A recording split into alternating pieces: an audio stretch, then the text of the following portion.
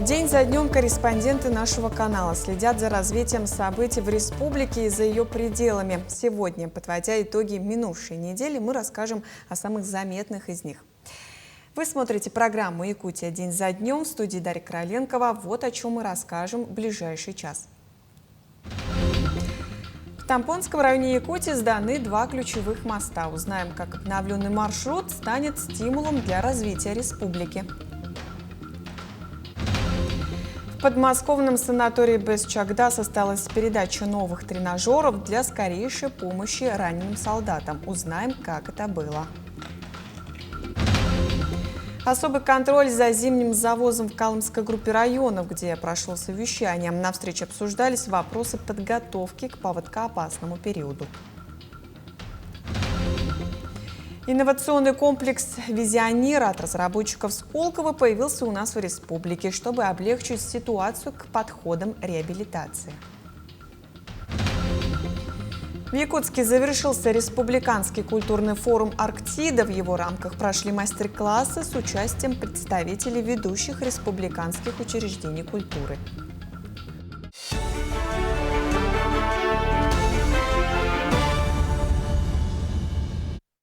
$1,5 миллиарда рублей инвестиций и почти 2 года напряженной работы в Тампонском районе Якутии. Сданы 2 ключевых моста. Как обновленный маршрут станет стимулом для развития республики, расскажем в нашем сюжете далее.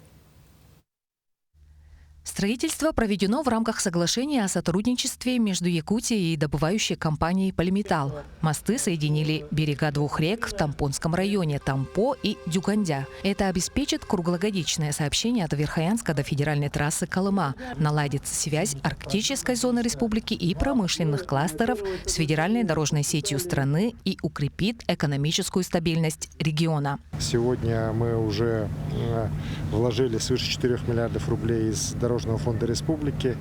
И вот по соглашению с компанией «Полиметалл», которую мы подписали в 2020 году, сегодня строятся мосты, потрачено 1,5 миллиарда рублей компанией. И это, конечно же, позволяет нам дальше и дальше идти по дороге Яна на север и, конечно, решать очень серьезные вопросы. Уверен, общими усилиями мы сделаем все для того, чтобы Тополиное, которое на самом деле является одним из таких важнейших для нас сел, где проживают наши малочисленные народы севера, оно и дальше развивалось, шло вперед, и качество жизни здесь и в других населенных пунктах и Тампонского района, и нашей республики становилось лучше. То, что сегодня 2 моста построены и ввели в эксплуатацию, это большая работа. Она началась с самого первого дня присутствия компании в регионе, и соглашение, которое было подписано ранее, оно привело к тому, что эти мосты появились. Самое главное, преобразилась дорога Яна, и самое главное, это стратегия, то, что эта дорога будет потом круглогодичной в арктическую зону, в северную зону. И самое главное, это очень благоприятно отразится как на развитии промышленности. Мы продолжаем, и у нас есть геологоразведочные лицензии для того, чтобы на поиск и разведку полезных ископаемых. И самое главное, это очень большой плюс для жителей северных районов. Конструкции мостов получились уникальными. Строителям компании «Магистраль» пришлось бурить мерзлоту на 19 метров вглубь, чтобы создать надежную опору. Второй мост через Дюгандю почти в 7 раз короче, но не менее важен. Вместе с подъездными путями они образовали надежный транспортный коридор. Пролетов у нас 15, 16 опор. Мост у нас металлический, с деревянным полотном. Мы строили, если быть точным, 21 месяц, это почти 2 года. Объект сдали в срок, с должным качеством. Сложности, наверное, логистические. Строительство новых дорожных артерий для жителей северных районов является очень важным. Жительница села Тополиное Виктория Лебедева отметила, что для нее мост – показатель того, что жизнь продолжается, что внуки смогут найти свое счастье на родной земле. Не осталось без внимания и выполнения компанией «Полиметалл» социальных обязательств перед жителями, включая закуп спецтехники для оленеводов и ввод новых объектов. Для населения дошкольным учреждениям они построили этноцентр детскому садику, капитальный ремонт школы провели. В будущем у них в планах строительство новой школы села Тополиное. И поэтому очень рады, признательны им, что они во всех, когда мы просим, они помогают нам и никогда не оставляют нас в стороне. Строительство этих мостов – пример высокой социальной ответственности бизнеса, когда крупная компания не только развивает производство, но и вкладывается в инфраструктуру, которая служит людям, приближая расстояние и устраняя преграды. Любовь Васильева, Илья Сыромятников, Тампонский район, Якутск. Развитие транспортной инфраструктуры Якутии продолжается и на другом значимом объекте. Если переправы в Тампонском районе уже открыты, то на строительстве Веленского моста сегодня разворачивается уникальная технологическая операция – перемещение первого кофердама опоры номер 10 ближе к руслу. Огромная конструкция с суммарным весом почти 3000 тонн пройдет 140 метров за 2 дня, опустившись до пониженной отметки на берегу. Движение кофердама обеспечивает мощные лебедки, работающие как тяговый механизм. Такая система сдерживания позволяет безопасно перемещать кофердам, полностью контролируя скорость и траекторию его движения. В российском мостостроении наплавные кофердамы применяются впервые. Это современное технологическое решение, позволяющее эффективно работать в сложных гидрологических условиях реки Лены. Масштабные стройки меняют облик республики, но не менее важно развивать и человеческий капитал. В Якутии подвели итоги образовательной программы «Свое дело-14». В течение 5 дней участники проходили обучение и разрабатывали собственные бизнес-проекты.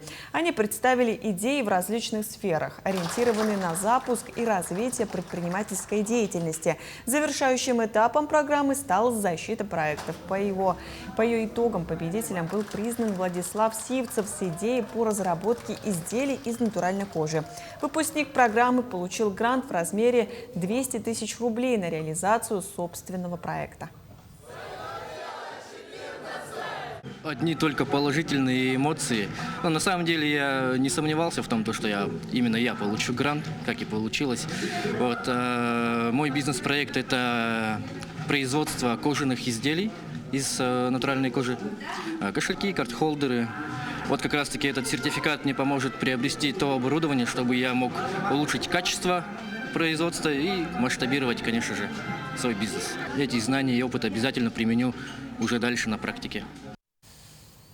Полученные гранты и знания позволят молодым предпринимателям запустить свои проекты, а помогать быстрее вернуться к мирной жизни тем, кто защищает страну, теперь будут с помощью современных симуляторов вождения. В подмосковном санатории Бесчагда состоялась передача новых тренажеров для скорейшей помощи раненым солдатам. Как симулятор способствует восстановлению после ранений, узнавал Максим Картозу. На первый взгляд может показаться, что симулятор вождения – это лишь забава. Но на самом деле с помощью таких систем восстанавливаются когнитивные и моторные функции. Тренировки помогают возрождать координацию, реакцию и двигательные навыки, работать с последствиями контузии и травм опорно-двигательного аппарата. Важно и то, что такие занятия дают хороший психологический эффект, возвращают уверенность в себе и настрой двигаться дальше. Одно дело в койке лежать, и психолог приходит, другое дело сюда сесть. И дальше мы их вывезем на открытый картодром, и там они соревнуются уже так, вот у нас есть опыт. Причем здесь чем хорошо? Здесь есть лепестки, есть 3 педали, есть ручное переключение. То есть в зависимости от степени и типа ампутации можно перепрограммировать эту историю. Впечатление отличное, такое современное оборудование, полное, как говорится, погружение, выбор разных машин, но симулятор вообще отличный, да. Санаторию Бесчагда, где проходят реабилитацию многие бойцы, передали 2 симулятора вождения. Всего республика получит 10 таких систем. Это стало возможно благодаря холдингу «Селигдар». Уверен, что вот такая помощь, она показывает, что и республика, и крупный бизнес, и крупные российские благотворительные фонды, они все вот сейчас объединяемся для того, чтобы помочь нашим бойцам быстрее социализироваться, быстрее реабилитироваться, вернуться в нормальную жизнь. И, конечно, Якутия и поддерживала всегда, и будет поддерживать наших бойцов и членов их семей для того, чтобы и победа к нам пришла быстрее, и ребята могли быстрее в нормальную жизнь вернуться. Вот сейчас, по-моему, стоит не менее важная задача выиграть мирную жизнь, чтобы человек чувствовал не то, что он попал в пустоту, а то, что он может вернуться к полноценной жизни, может быть полезным обществу, что очень важно для мужчины. Здесь же состоялся и разговор с бойцами, которые сегодня проходят реабилитацию в санатории. Обсудили широкий круг вопросов: выплаты, льготное жилье, трудоустройство, дальнейшее восстановление и другие меры поддержки. Бойцы получили прямые и важные ответы от главы республики. Максим Кардозу, Айтал Байтунов, Москва. Возвращение к активной жизни после ранений – важная задача. А вот поддержка тех, кто только отправляется на передовую, также важна. В Якутске объединились родные, волонтеры и юноармейцы в Центре военно-спортивной подготовки и патриотического воспитания молодежи «Воин», где прошли проводы 37-го отряда ботуров. Добровольческий отряд был создан в 2022 году. Школьники провели акцию по сбору гуманитарной помощи и в день проводов передали бойцам посылки из разных школ города. Во время церемонии для участников прозвучали слова поддержки и напутствия. В настоящее время отряд входит в состав Барс-2. Проводы бойцов – это еще одно напоминание о том, как важны единство и верность своей стране. Эти чувства сегодня разделяют миллионы россиян в день еще одной значимой для всей страны даты – 12-й годовщины воссоединения с Крымом. По всей стране проходят праздничные мероприятия. И Якутия также не осталась в стороне. Тем продолжит Вероника Тайруская. 16 марта 2014 года жители Крыма и Севастополя изменили ход истории. В тот день воспользоваться политическим правом пришло 80% избирателей. Тогда стало понятно, что крымчане настроены решительно. Статистика по итогам референдума это подтвердила. Почти 97% проголосовавших жителей полуострова высказались за воссоединение с Россией. 18 марта 2014 года в Кремлевском дворце состоялось долгожданное событие – подписание договора о принятии Крыма и Севастополя в состав России. О принятии в Российскую Федерацию Республики Крым и образовании в составе Российской Федерации новых субъектов. Чтобы понять, почему был сделан именно такой выбор, достаточно знать историю Крыма. Знать, что значила и значит Россия для Крыма и Крым для России. В Крыму буквально все пронизано нашей общей историей и гордостью. За 12 лет Крым расцвел. Обновлена целая сеть медицинских учреждений, построена автомагистраль Таврида. Легендарная стройка Крымского моста еще раз доказала намерение России в отношении новых регионов. Он выступил связующим между полуостровом и материком, а также стал важнейшим транспортным и экономическим объектом. Сегодня, конечно, он играет и большую экономическую роль. А сколько там уже, какой там идет поток машин. Вот, и как люди, которые там раньше плавали на паромах, переправлялись туда, с Таманского на Керченский полуостров, так там это просто, они говорят, это даже до сих пор не верим, говорят, что мы вот так можем быстро, легко переехать. Конечно, это большое, он имеет такое экономическое и социальное значение, потому что Крым перестал быть просто полуостровом, он уже стал материковой частью, потому что появился вот этот мост. Вторая, как бы, замыкающая ветка, не только с севера, но и вот тут уже с востока. Возвращение Крыма – событие, за которым следила без преувеличения вся страна, от мала до велика. Это история, которую написали сами люди. Сегодня, спустя 12 лет, россияне вспоминают события того времени. В честь исторической даты по всей стране прошли праздничные мероприятия, направленные на патриотическое воспитание. Мы хотим, чтобы это стало, знаете, не просто как мероприятие, как конкурс ради победы, а именно в дружеской атмосфере, вместе увидеть и, пройдя все этапы марафона, увидеть и почувствовать ценность и значимость воссоединения Крыма с Россией. Поэтому такие исторические события, они должны у нас проходить через разные формы. Для этого мы ищем разные формы, инструменты, для того, чтобы ребятам еще больше рассказывать, и они смогли осознанно вместе с нами принимать те события, которые проходят в нашей стране. Крымская весна – это уже история. История, которую написали сами жители полуострова. Сегодня, оглядываясь назад, жители еще раз осознают ценность сделанного выбора. Вероника Тайруская, Виктор Дичковский, Нюргун Старостин, Якутск. Мы продолжим подводить итоги после небольшой паузы. Оставайтесь с нами.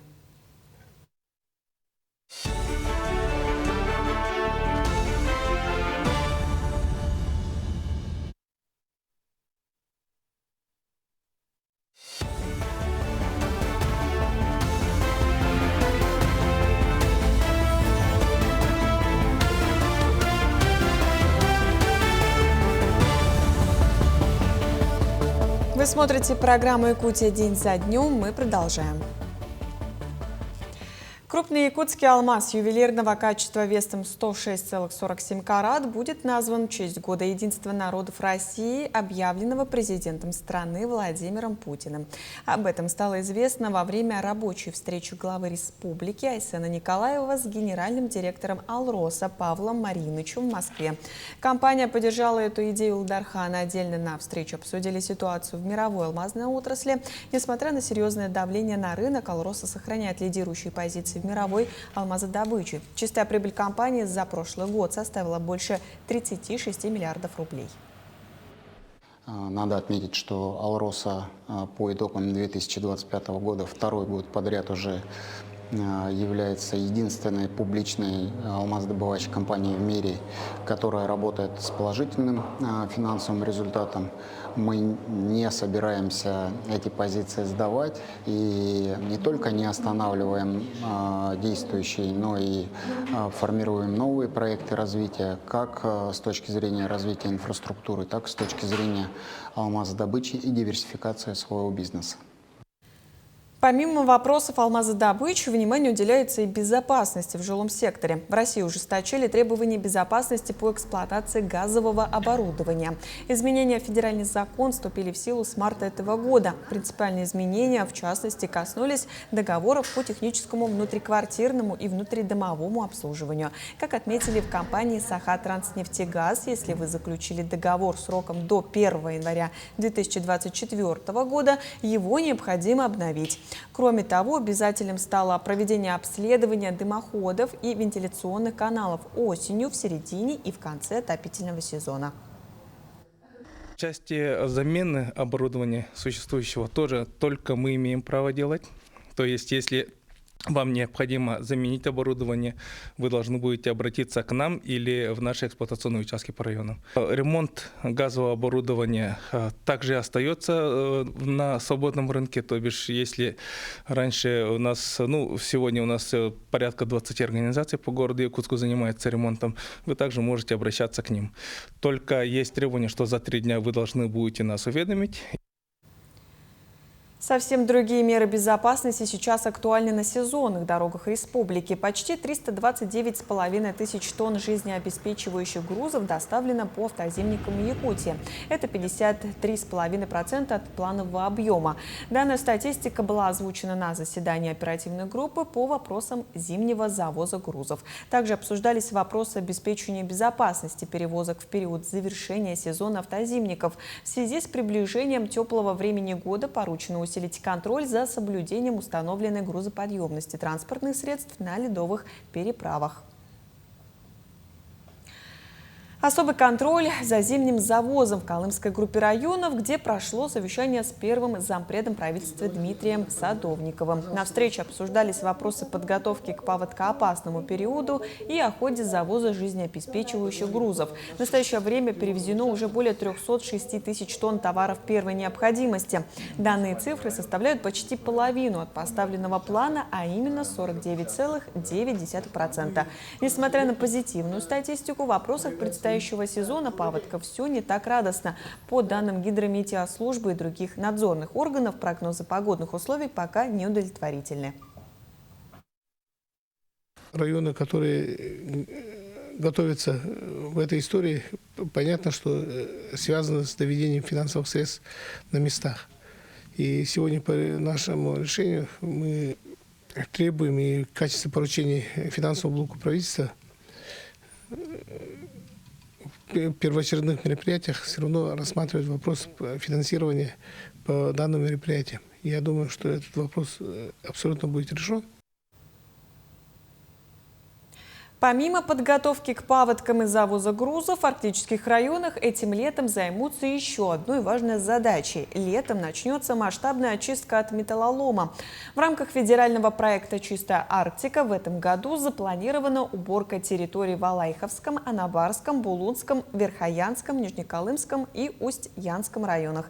Основные работы по ликвидации накопленного с советских времен экологического ущерба пройдут в период с июля по сентябрь. С момента старта проекта в 2021 году волонтеры уже очистили более 48 гектаров арктических земель и собрали 2000 тонн металлолома. Вопрос экологии поднимают и жители Жиганска. 20 мая 2024 года подвижка льда на реке Лени привела к серьезному инциденту. Из-за зимнего отстоя вынесло 3 судна, 2 из них – Сафрон Данилов и капитан Бурковский, принадлежащие Лорпу, затонули. Экипаж был своевременно эвакуирован. С тех пор жители района выражают обеспокоенность по поводу экологического вреда, наносимого затонувшими судами. Лорп предпринимал ряд мер для их подъема, однако отсутствие специализированной техники не позволяло решить эту задачу. Теперь за дело взялась фирма «Спрут» из Иркутска, известная своими подводно-техническими работами. С 20 февраля текущего года 20 специалистов компании ведут подготовительные работы. Сам подъем судов запланирован на лето после прохождения ледохода. Занимаемся подготовкой судоподъема 2 затонувших теплоходов. То есть мы сейчас на данный момент в зимний период проводим подготовку для того, чтобы летом уже поднять эти судна. То есть заводим полотенца, это стропа в 3 местах, завариваем, закрепляем, заделываем пробоины. Потом в дальнейшем, когда ледоход пройдет, подойдут баржи уже подготовленные с мощными лебедками. Под водой это будет все застропим, поднимем и в лучшем варианте отбуксировать в поселок Жатай на завод. Пока на реках готовятся к навигации, на финансовом рынке страны фиксируют новый тренд. Россияне в прошлом месяце оформили ипотеку в среднем на почти 4 миллиона рублей, что стало минимум с января 2025 года. С 1 февраля изменились правила предоставления семейной ипотеки, из-за чего случился ажиотаж на данный вид льготы. Однако в феврале он сократился на 40% и спал с почти 430 миллиардов до 256 миллиардов рублей. При этом количество выданных кредитов сократилось на четверть до 66 тысяч кредитов. По словам аналитиков, в ближайшее время рынок придет к равновесию.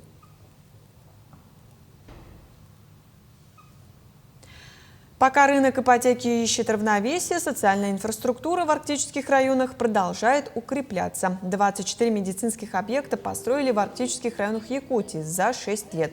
Всего с 2018 года в районах Якутии построено более сотни фельдшерско-акушерских пунктов и врачебных амбулаторий.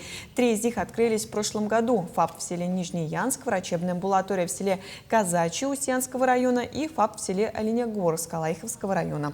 Новые объекты обеспечены необходимыми кадрами. В 2025 году в Якутске открылась крупнейшая смарт-поликлиника. Сегодня в республике продолжается строительство еще 3 крупных объектов. Наряду с объектами здравоохранения внимание уделяется и культурным учреждениям. В Якутске продолжается строительство нового здания Высшей школы музыки. На сегодняшний день строительная готовность составляет 32%. В здании уже установили монолитный каркас и перегородки стен. Сейчас ведутся работы по монтажу окон, устройству канализации и тепловых сетей. На площадке трудится ежедневно порядка 50 строителей. Вместе с этим работы ведутся в интернате на 150 мест, где завершены полностью внутренние кладочные работы на всех 3 этажах. Работы ведутся в соответствии с графиком. Объект большой, объем работы большой.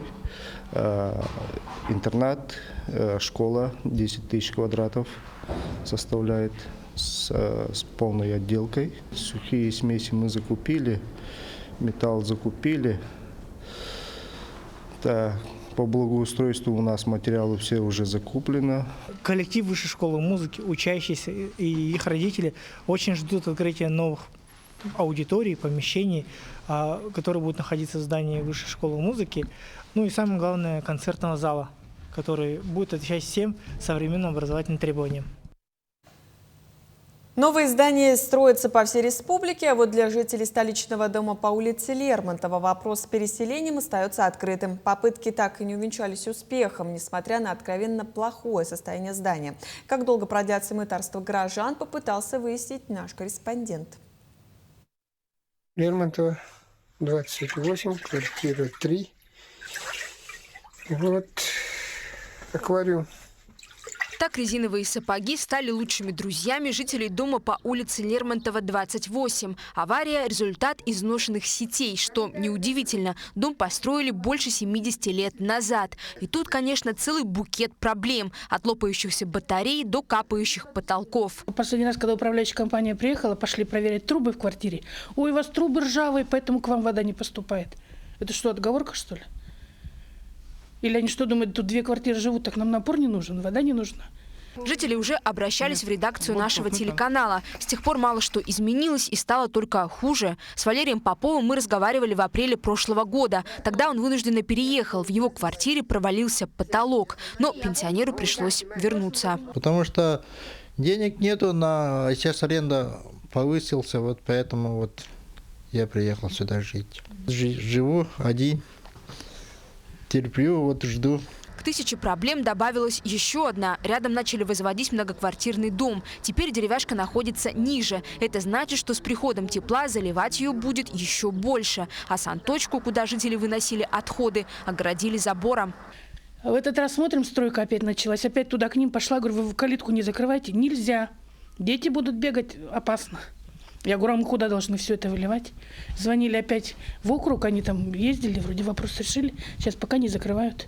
Очевидно, что и самим обслуживающим организациям приходится нелегко. Это ясно как белый день. Дом нужно сносить.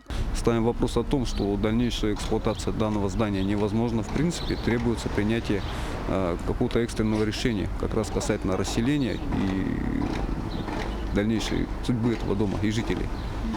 Аварийным дом признали в 2022 году. Решение комиссии по чрезвычайным ситуациям у него тоже есть от прошлого года. Но точной даты переселения в администрации города назвать пока не могут. В 2026 году в первоочередном порядке расселяются дома, вступившими в законную силу судебными решениями и с комиссией КЧС. По Лермонтова 28 нету действующего, вступившего в законную силу судебного решения, но есть решение комиссии чрезвычайной ситуации. Единственный проблеск надежды – это заявление Владимира Путина. По словам президента, жильцов домов, признанных аварийными до 2023 года, переселят к 2030. Ржана Гармаева, Артумен Наговицын, Якутск. Мы продолжим подводить итоги минувшей недели. После небольшой паузы оставайтесь с нами.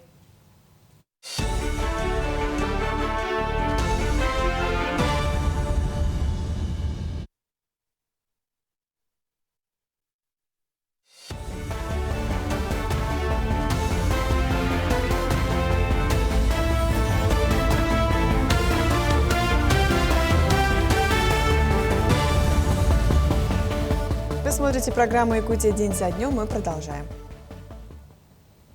В России с 1 апреля пройдет индексация социальных пенсий на 6,8%.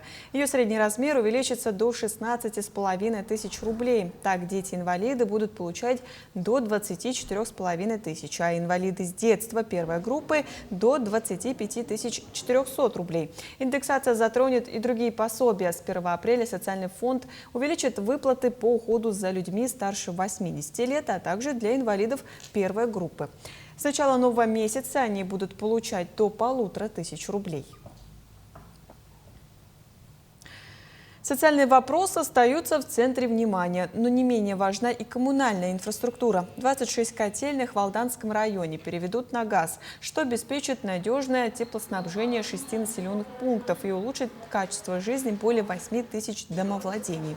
Это произойдет в рамках газификации Южной Якутии. Всего в районе эксплуатируется 38 котельных. Газификация затронет город Алдан, поселки Ленинский, Лебединый, Верхний Куранах, Нижний Куранах и Хатыстыр. Это позволит позволит подключить к газу более 8 тысяч домовладений. Особое внимание уделяется городу Алдану. В рамках проекта запланировано строительство 3 газовых котельных. Срок реализации проекта до 2027 года. Пока в Алданском районе решают вопросы теплоснабжения, в столице собрались специалисты из сферы культуры. Ежегодный семинар совещания директоров, методистов и сотрудников библиотек республики прошел в Якутске. На семинаре прибыло более 50 библиотечных работников из разных улусов Якутии. Курсы повышения квалификации провел приглашенный гость Сергей Басов, вице-президент Петербургского библиотечного общества. По своей авторской программе эксперт поделился эффективными формами и методами работы муниципальных библиотек. Отдельное внимание уделили подведению первых итогов работы центров популяризации детского чтения на родном языке. Открытие кафедры даст в последующем очень большие результаты именно в развитии системы здравоохранения, подготовки кадров высококвалифицированных для как раз по профилю сердечно-сосудистая хирургия и кардиология. Также здесь будут интегрированы курсы по эндоваскулярной хирургии, по лучевой диагностике и по функциональной диагностике. Новые образовательные возможности призваны усилить и практическую помощь пациентам. Вопросы медицинской реабилитации с каждым годом становятся все актуальнее. Миллионы сограждан, от детей с УВЗ до людей, перенесших травмы, инсульты или операции, нуждаются в восстановительном лечении. Облегчить ситуацию призваны современные подходы к реабилитации. Прежде всего, цифровизация процессов и повышение мотивации пациентов через новые технологии. Так, инновационный комплекс «Визионер» от разработчиков Сколково появился у нас в республике. Максимально оцифровать процесс, чтобы врач мог показать результаты работы как пациенту, так его родственникам, так своему руководству. По сути, это своего рода какая-то объективная точка, от которой можно считать процесс реабилитации. Раньше, не дадут соврать специалисты, по сути, они все делали в бумажном виде, ставили свои субъективные, все-таки оценки. Сейчас мы пытаемся это сделать в рамках определенного стандарта. Восстановительные технологии помогают разным категориям граждан, а для особенных детей важна и образовательная среда. Так, в этом году свое 35-летие отмечает специальная школа для детей с задержкой развития в Якутске. Сегодня это учреждение гордо носит название «Адаптивный образовательный комплекс». О том, как нацпроект меняет судьбы людей, в материале Саргаланы Неустроевой. Новый адаптивный образовательный комплекс расположился в самом живописном месте Якутска, неподалеку от ботанического сада в окружении соснового леса. Свои двери комплекс распахнул лишь в прошлом году. Сегодня здесь обучаются свыше 450 ребят с особыми образовательными потребностями. В рамках дуального и профильного обучения нами реализуются следующие направления.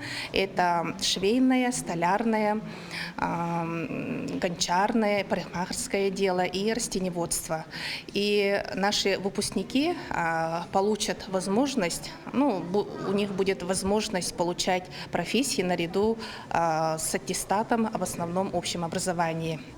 При этом, если раньше школа едва покрывала потребности одного Якутска, сегодня здесь могут обучаться дети из самых отдаленных уголков республики. Родители отмечают качество образовательного процесса и его благотворное влияние на настроение ребят. Я думаю, что самое главное для ребенка – социализация.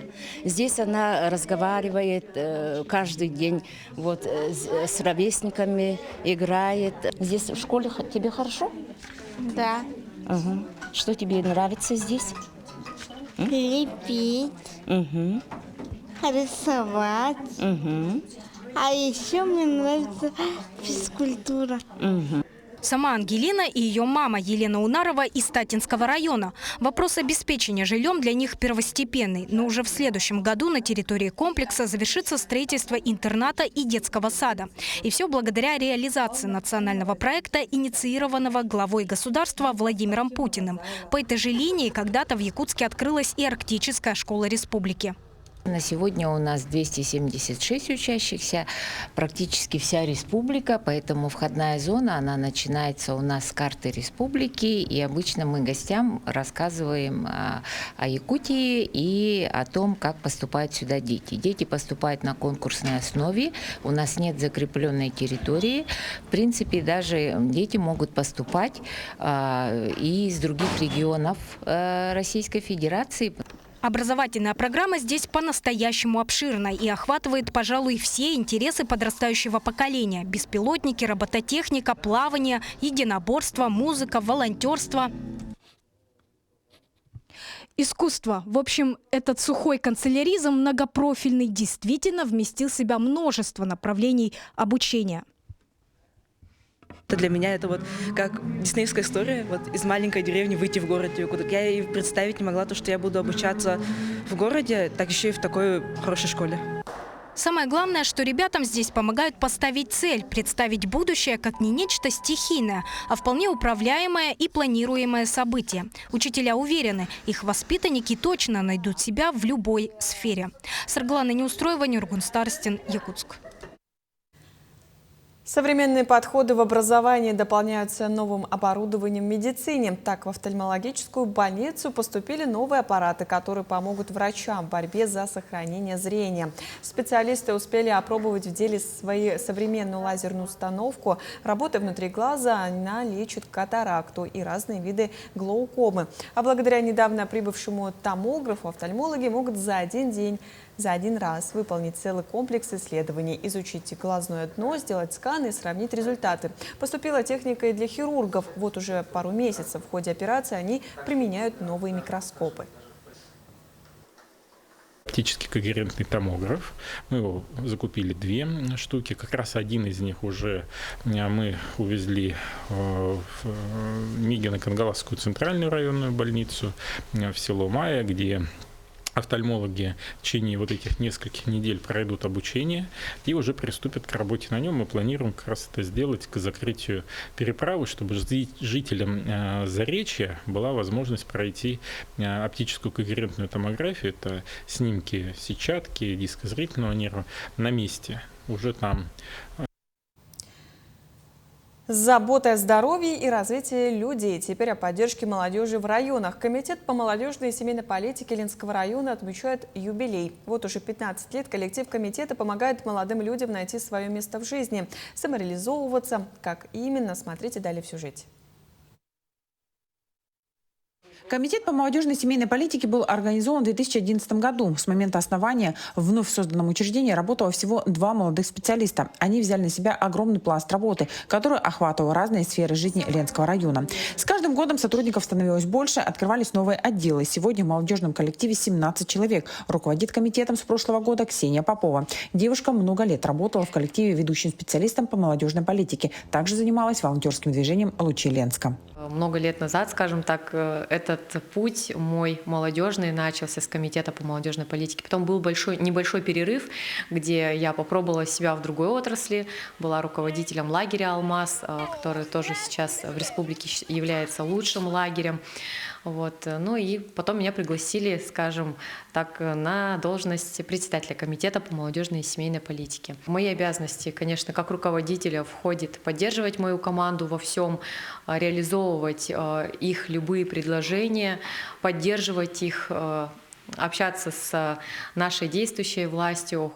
Сегодня специалисты комитета ведут работу по различным направлениям. Созданы программы по подготовке кадров для приоритетных отраслей экономики. Планируется сотрудничество с вузами Новосибирска. Большое внимание уделяется мерам поддержки. Молодым специалистам с прошлого года выплачивают подъемные в 300 тысяч рублей. Ранее сумма была в 2 раза меньше. Также специалисты могут встать на очередь на получение служебного жилья.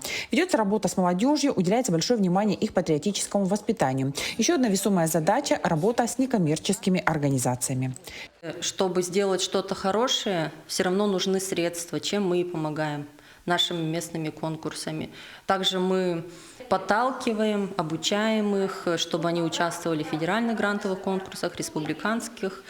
В 2025 году Анна Стручкова, НКО-Тим, у нас выиграла грант главы республики Саха-Якутия по такой теме, которая нам близка. Грантовый навигатор, где она будет помогать и уже помогает поселениям открывать свои некоммерческие организации и тоже их образовывается. Большое внимание уделяется и работе с семьями участников специальной военной операции. Поддержку оказывает специалист-психолог.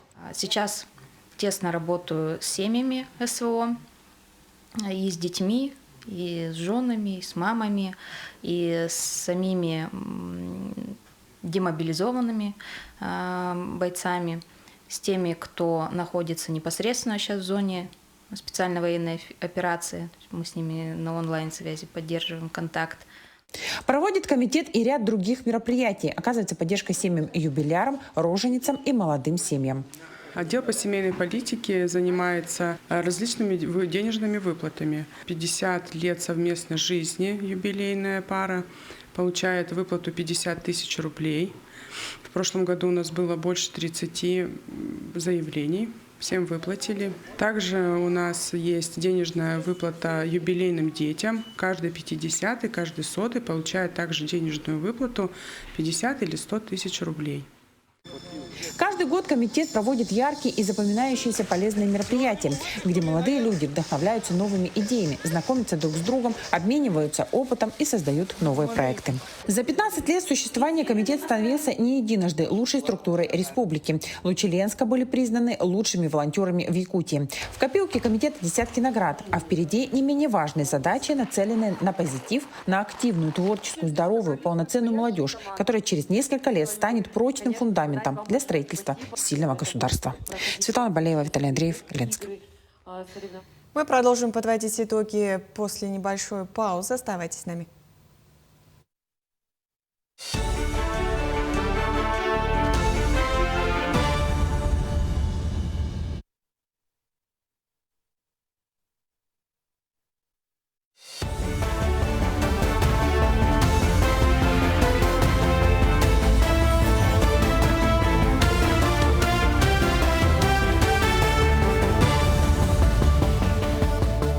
Смотрите программу «Якутия. День за днем». Мы продолжаем.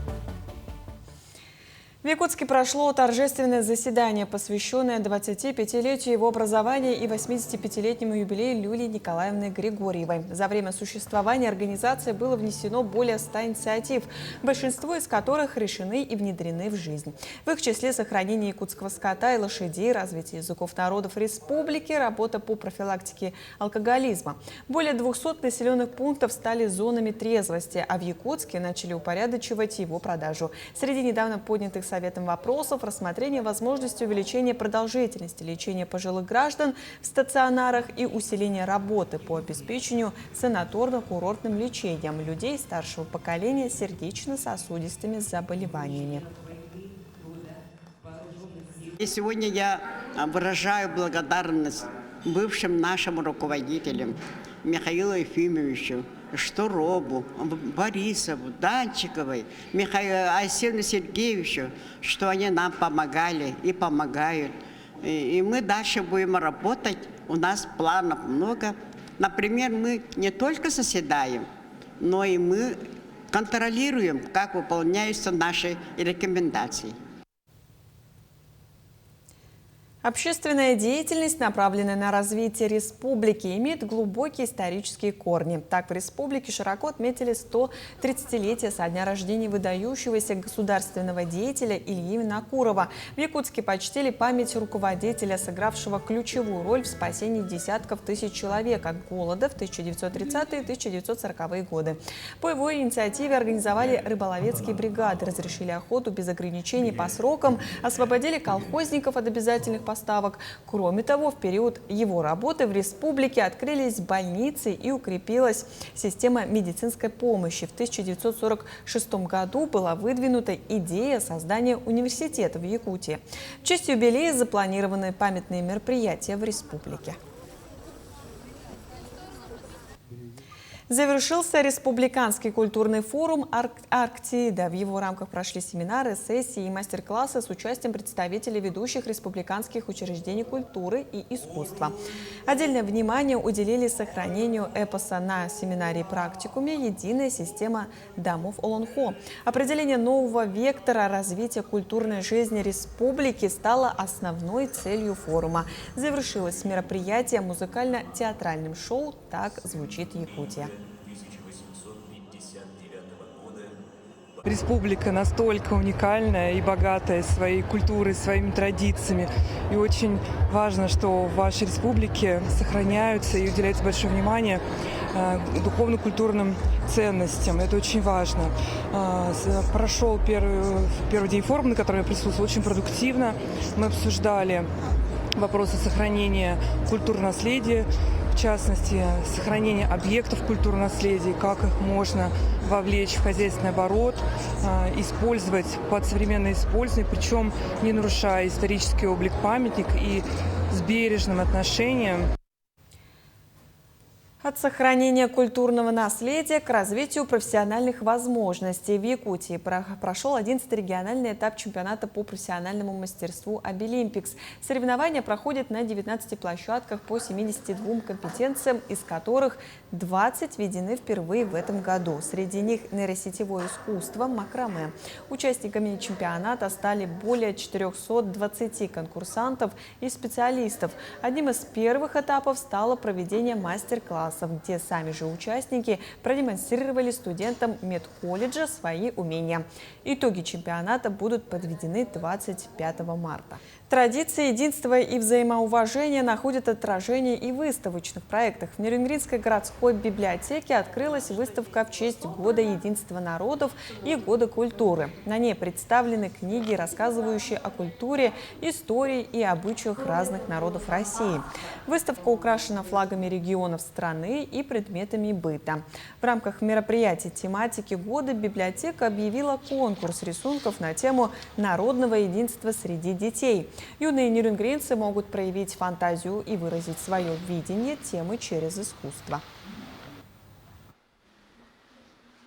Мы ждем работы от детей в возрасте от 5 до 14 лет в формате А4 любой техники исполнения. Работы принимаем до 10 апреля. Церемония награждения планируется на 18 апреля во время проведения всероссийской акции «Библионочь-2026», куда мы приглашаем всех желающих нерюнгринцев. Это будет огромное, колоритное, многонациональное событие. Тема единства народов продолжает звучать из столицы на масштабной выставке ярмарки, которая прошла в 8-й раз. Событие посвящено празднованию Дня Арктики в республике, а участие в нем приняли 77 народных мастеров из 18 районов и города Якутска. Кроме того, один участник представил Ямало-Ненецкий автономный округ. В целом программа «Мира Арктики» растянулась на 3 дня. Так, празднование проходит с 19 по 21 марта и включает не только выставку, но и различные акции, мастер-классы и другие развлекательные мероприятия. Как отмечают организаторы, события ежегодно привлекают все больше участников. Праздник Арктики на самом деле учрежден не только для того, чтобы, допустим, организовать красочные мероприятия, выставки, концерты и деловые площадки, но в первую очередь он нацелен на то, чтобы привлечь внимание и к проблемным вопросам развития Арктики, развития коренных народов Севера. И очень отрадно, что органы государственной власти, глава Республики Саха-Якутия Арсен Сергеевич Николаев не забывает об этом даже в праздничный день. Интерес к культуре проявляется не только в деловой программе, но и в творчестве. Например, алданский хореографический коллектив движения объединил 13 девушек и женщин, которые никогда не занимались танцами профессионально. Интересный и полезный досуг стал началом теплой дружбы между участницами группы. Подробности об этом далее. Рабочий день закончился, а свободное время жительницы Алдана предпочитают проводить интересно, активно и с пользой для здоровья и для души. Сегодня у хореографической группы движения плановая репетиция. Через месяц состоится концерт, на котором коллектив будет выступать. Приходим, стараемся, бывает даже больше, чем 2 раза в неделю приходим перед концертами, бывает и всю неделю репетируем, стараемся приходить, не пропуская. Танцевальный коллектив движения образовался 3 года назад. Его художественным руководителем является преподаватель-хореограф Роза Антонова. Порядка 15 лет она обучает танцевальному искусству детей и подростков.